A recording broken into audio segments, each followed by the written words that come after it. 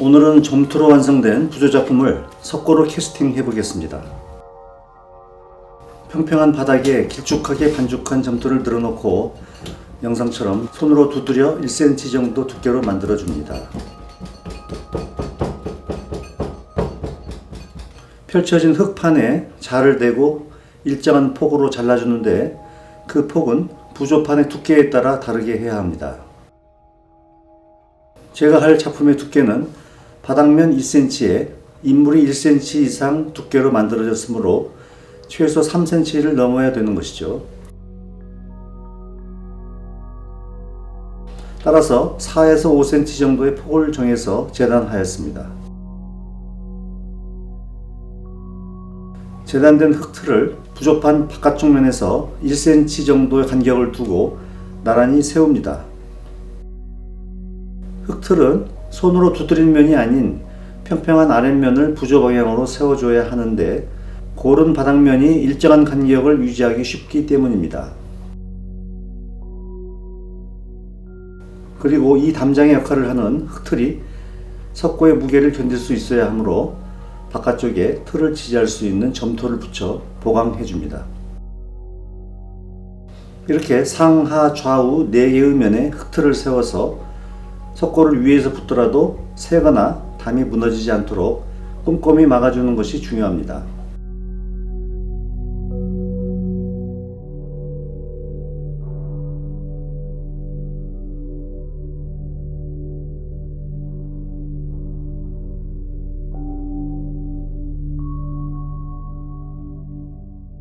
물론 4개의 담은 서로 연결되어야 하며 이 부조에서 제일 두꺼운 어깨 부분은 흙틀을 좀 더 높게 보강해 주도록 합니다.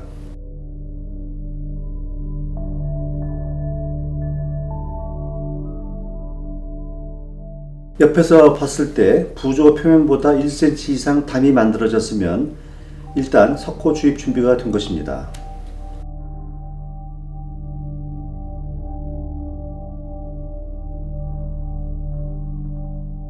흙틀 외벽이 완성되었으면 석고 반죽을 할 차례입니다.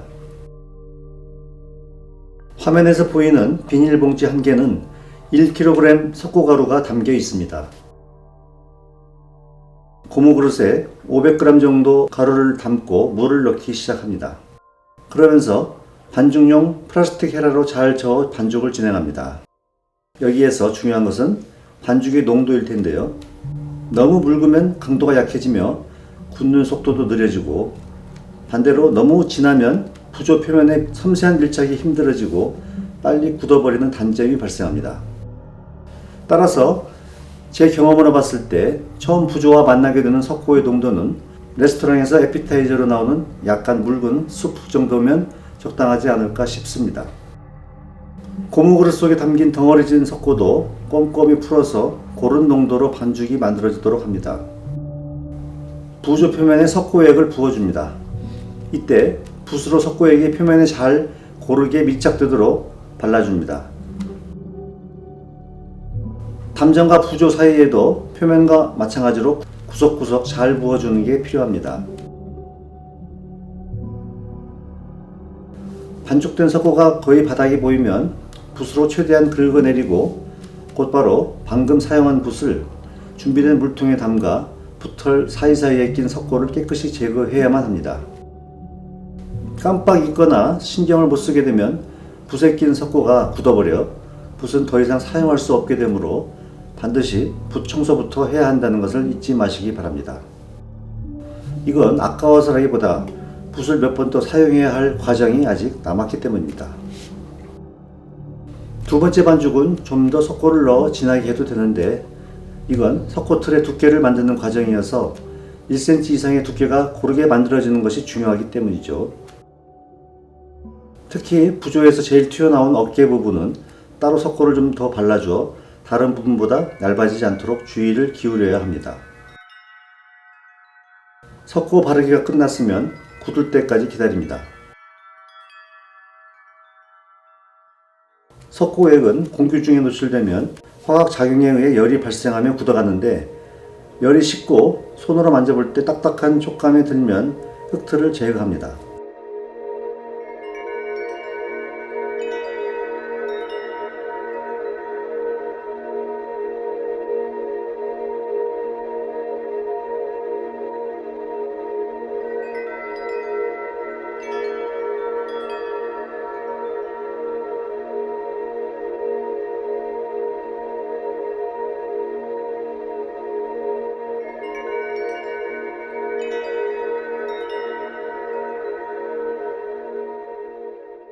석고틀을 바닥판과 분리시켜 뒤집고 속틀 안에 있는 점토를 빼내도록 합니다.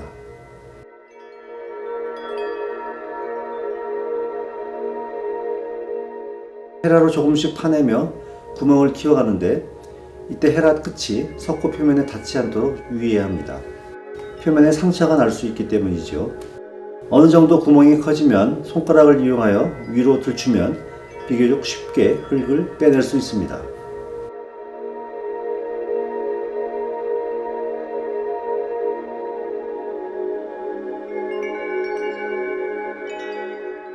석고 겉틀 안에 붙어있는 점토 찌꺼기는 방금 빼낸 흙 덩어리로 콕콕 찍어 누르면 흙에 붙어서 따라 나오게 됩니다.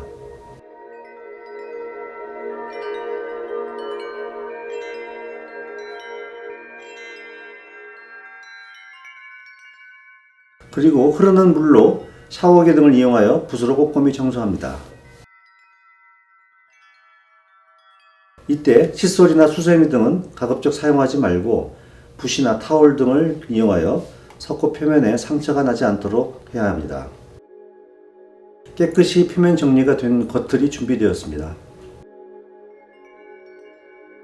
다음은 겉틀 안쪽 표면에 비눗물을 발라주는 과정입니다. 비눗물은 가정에 흔히 있는 주방 세제를 컵에 반쯤 따르고 물을 세제 양의 약 4분의 1 정도 부어 희석을 시켜 준비합니다. 아까 부조 흙 표면에 석고 바를 때 사용한 붓을 활용하거나 아니면 좀 작은 붓을 이용하여 겉틀 내부 표면에 비눗물을 빠뜨린 부분이 없는지 주의를 기울이며 꼼꼼히 발라줍니다. 비눗물은 테두리 윗면까지 발라주고 부조 표면은 한 번 더 전체적으로 다시 한번 발라주는데 혹시 빠뜨린 부분이 없도록 하기 위함입니다. 비눗물을 너무 많이 발라 고여있는 부분이 있다면 화장지를 이용하여 닦아내도록 합니다. 이 비눗물 작업은 곧 불 석고액과의 사이에 얇은 비누막으로 남아 겉틀과 속틀을 서로 분리하는 역할을 할 것입니다.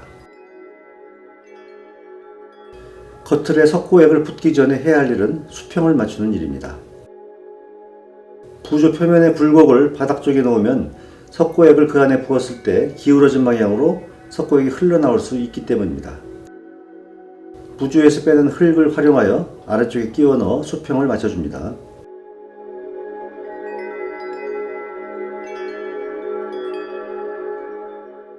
속틀을 만들어줄 석고액을 반죽합니다.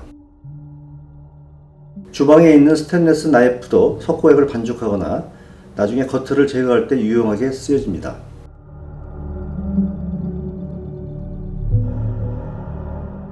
겉틀에 석고액을 부어주고 아까 잘 보관한 붓을 다시 한번 사용하여 표면에 골고루 액체가 밀착되도록 해줍니다. 결국 중요한 건 부조 표면의 정교한 재현이기 때문입니다. 석고액에서 발생하는 기포도 같이 제거해주는 일이기도 합니다. 사용 후에는 붓을 잘 세척해두는 일 역시 잊지 말기 바랍니다. 완성된 부조는 벽에 기대어 세워놓거나 그림처럼 벽에 걸어둘 수도 있는데 저는 뒷면에 너트 2개를 석고 과정에서 삽입해 볼 겁니다. 석고 표면 초벌이 끝난 뒤에 너트를 삽입하여 뒷면의 레벨에 맞추어 깊이를 조절합니다. 그리고 석고액을 다시 부어서 부조 뒷면에 구멍만을 남긴 채 잠기도록 합니다. 이 금속 너트 구멍은 석고 부조를 벽에 박힌 피스나 못에 힘을 받게 하여 작품을 단단히 고정시키게 할 것입니다.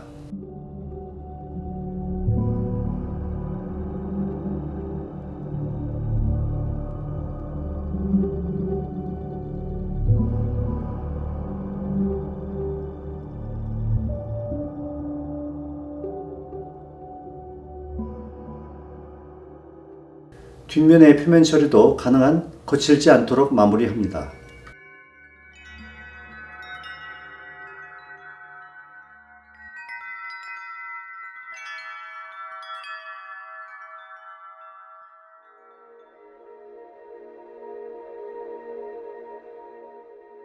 석고 작업이 완료되면 충분한 시간을 두고 건조시켜 줍니다. 만약 오늘 저녁 작업이 완료되었으면 내일 점심때까지 기다렸다가 커틀 제거 작업을 시작할 것을 권유합니다. 완전히 건조되어야만 석고의 강도를 가질 수 있기 때문입니다. 커틀 제거 작업을 하기 위해 바닥에 돗자리를 넓게 깔았고 끌과 망치도 준비했습니다. 부조판 아래는 바닥면과 공간을 주기 위해 강목을 받쳤습니다. 평끌 또는 평끌이 없으면 스테인리스 나이프를 가지고 겉을, 테두리를 모두 제거할 것입니다. 이때 주의할 점은 속틀에 너무 가깝게 끌날을 대지 말고 2-3mm 떨어진 곳을 망치로 내려쳐야 하는데 속틀과 너무 가깝게 끌을 치면 속틀 옆면이 손상될 수 있기 때문입니다. 그리고 망치를 깬다는 느낌보다는 퉁퉁 겉틀에 충격을 가한다는 느낌으로 사용하기 바랍니다. 잘 안 떨어지는 곳은 나중으로 미루고 4개의 테두리를 돌려가며 제거합니다.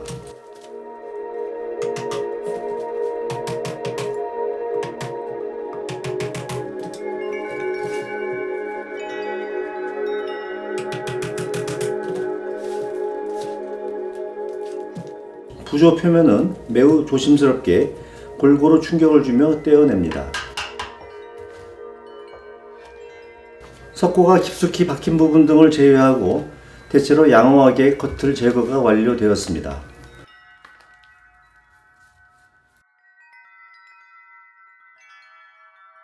이제부터는 표면 정리와 수정 작업이 남았습니다. 부조 옆면을 보니 불규칙하게 틈새가 보이는데 이것을 메꾸기 위해서 바닥면에 책받침 같은 얇은 플라스틱 판을 끼우고 틈새에 석고액을 밀어 넣어줍니다. 종이컵 같은 작은 용기에 석고를 조금만 반죽하여 메꿔주고 굳으면 사포등을 이용하여 곱게 정리해줍니다. 전체를 뒤로 돌려 조금 전 밀어 넣은 석고에 의해 얇은 곳이 생겼으면 다시 보강해 주도록 하고 기포 구멍이나 상처 같은 세밀한 부분 등도 석고를 발라 깔끔하게 수정 보완하였습니다.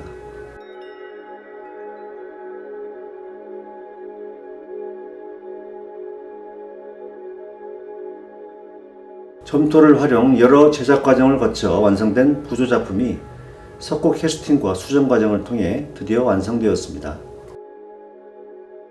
감사합니다.